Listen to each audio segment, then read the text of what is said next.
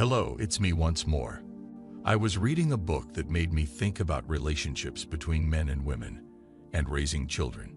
Given how little I can relate to the planet Peron, I might as well be an alien from there. For instance, a lot of children are raised to believe that their father is a demon. Interviews with wealthy kids who steal everything from their parents are commonplace in magazines. We were not subject to that. Having my father around was always enjoyable for me.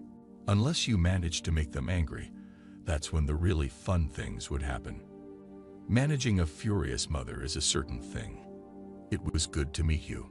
When her kids go to visit her in-laws, my sister describes it best. When I go to visit my parents, it's like going to Camp Candy.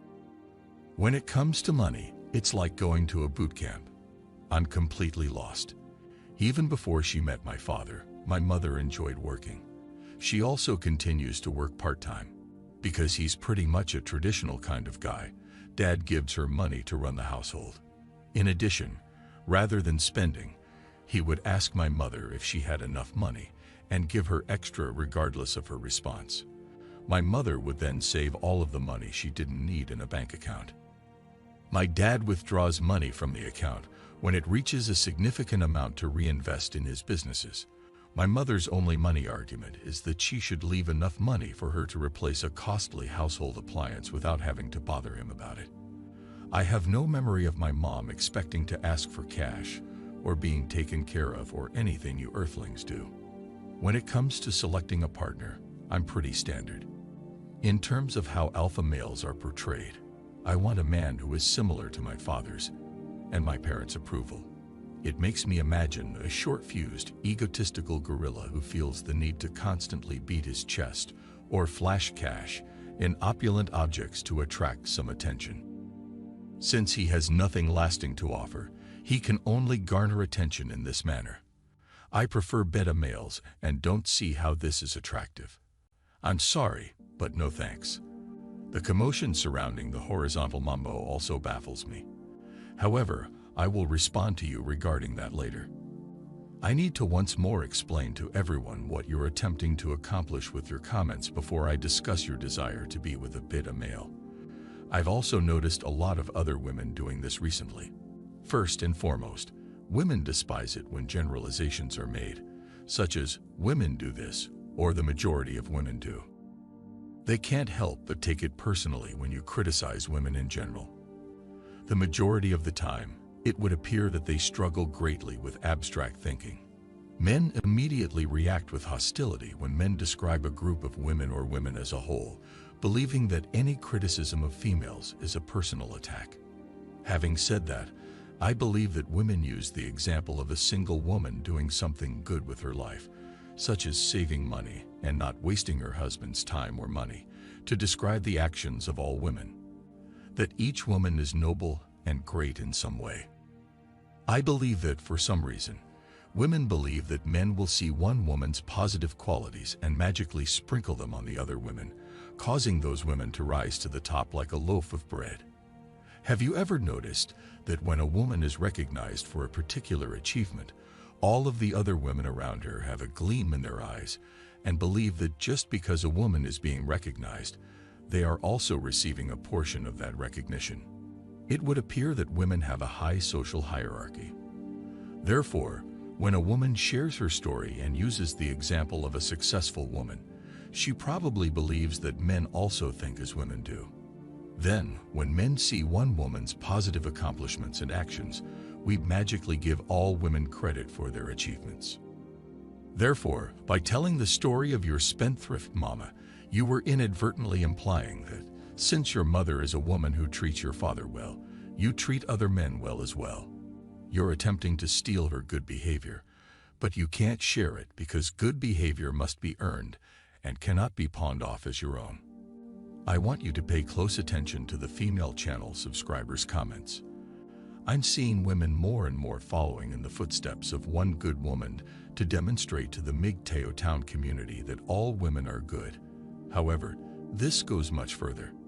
In addition, as if gynocentrism were a bandage covering a wound, once more, the good deeds of one woman are magically sprinkled over the bad deeds of the others.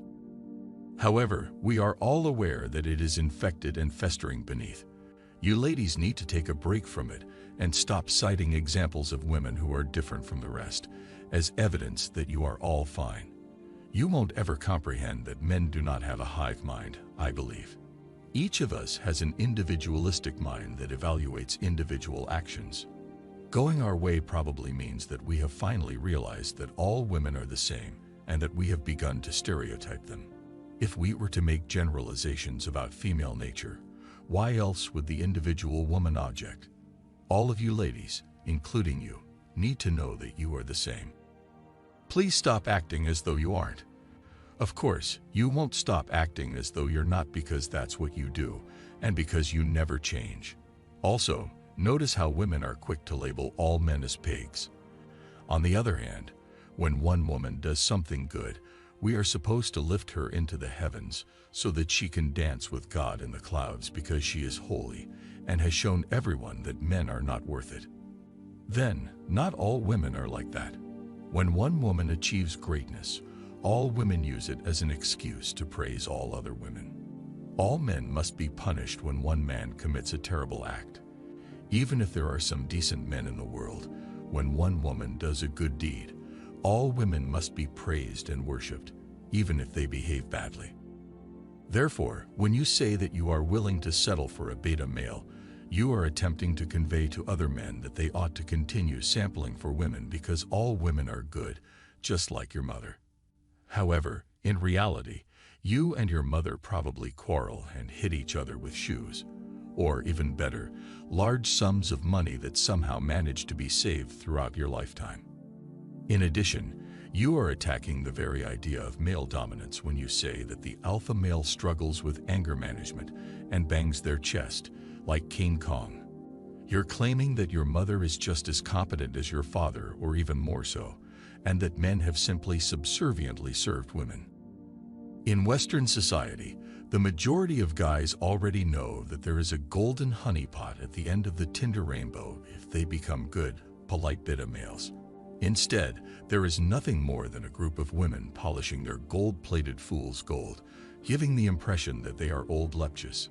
There are only two outcomes that can be expected: a utopia for technophiles for men and apartments for women with cats, or a total collapse of civilization in which women return to the kitchen to make homemade sandwiches.